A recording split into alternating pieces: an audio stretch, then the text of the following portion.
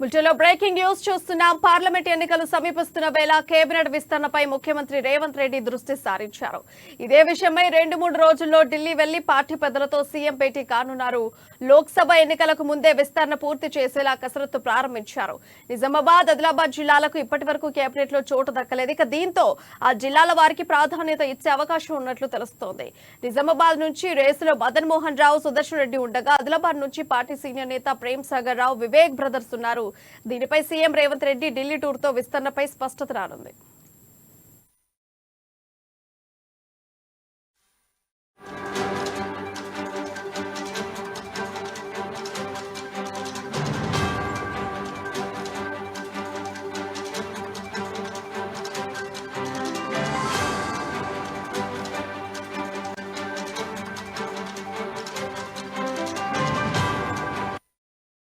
కాగా కాంగ్రెస్ పార్టీ తెలంగాణలో విజయం సాధించాక గతేడాది డిసెంబర్ 9వ తేదీన అధికారం చేపట్టింది.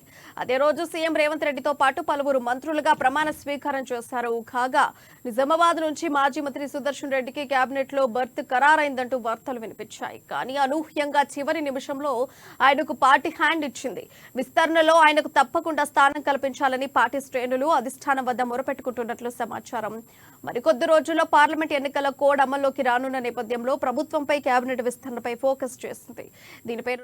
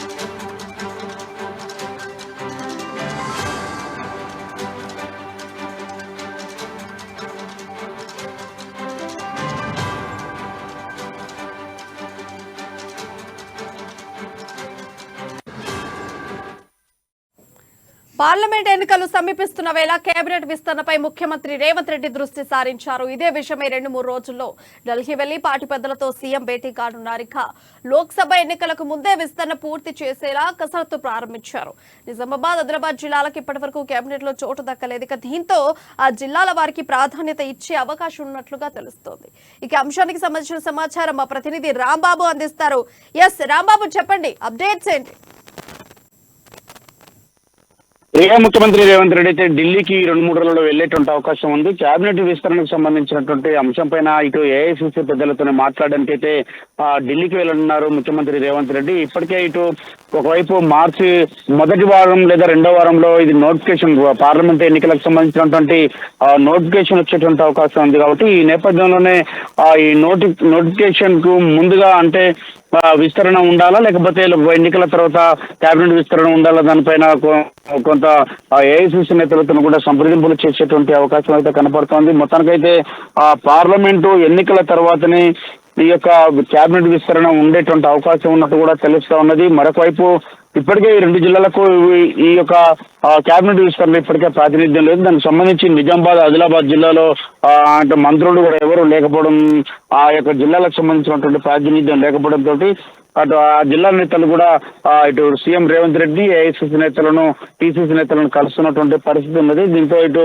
ఆ జిల్లాలకు కూడా ప్రాతినిధ్యం పెంచాలని చెప్పేసి అటు ప్రభుత్వం నుంచి ముఖ్యమంత్రి అయితే భావిస్తున్నట్టు తెలుస్తా ఉంది. మరొక వైపు ఇటు ఆ కార్పొరేషన్ నామినేటెడ్ పోస్టులకు సంబంధించినటువంటి అంశం కూడా ఈ ఢిల్లీ టూర్ తోటి ఇప్పుడు క్లారిటీ ఇచ్చేటువంటి అవకాశం ఉంది. ఒకవైపు ఇటు దీపాదాస్ మున్షి, అదేవిధంగా ఏఐసిసి నేతలకు ఈ నామినేటెడ్ పోస్టులకు సంబంధించినటువంటి బాధ్యత అప్పగించినటువంటి నేపథ్యంలో ఈ యొక్క ఢిల్లీ టూర్ తోటి అయితే మొత్తానికి ఈ కార్పొరేషన్, అదేవిధంగా నామినేటెడ్ పోస్టులకు సంబంధించినటువంటి విస్తరణ అంటే భర్తీ కూడా ఉండేటువంటి అవకాశం ఉంది. ఇప్పటికే ఇటు 2 వక్ఫ్ బోర్డుకు సంబంధించినటువంటి ఒక చైర్మన్ అయితే నియామకం చేపట్టడం జరిగింది. మరొక వైపు ఇటు నిన్న సిరిసిల్ల రాజయ్యను వీళ్ళకి సంబంధించినటువంటి భర్తీ కూడా చేయడం జరిగింది. మొత్తానికి అయితే ప్రభుత్వం అయితే ఇటు లోక్సభ ఎన్నికలకు ముందే ఈ కార్పొరేషన్ సంబంధించినటువంటి అదే నామినేటెడ్ పోస్టులకు సంబంధించినటువంటి వీటన్నిటిని కూడా భర్తీ చేయాలని చెప్పేసి భావిస్తున్నది. ఈ నేపథ్యంలోనే సీఎం రేవంత్ రెడ్డి ఢిల్లీ టూర్ తోటి అయితే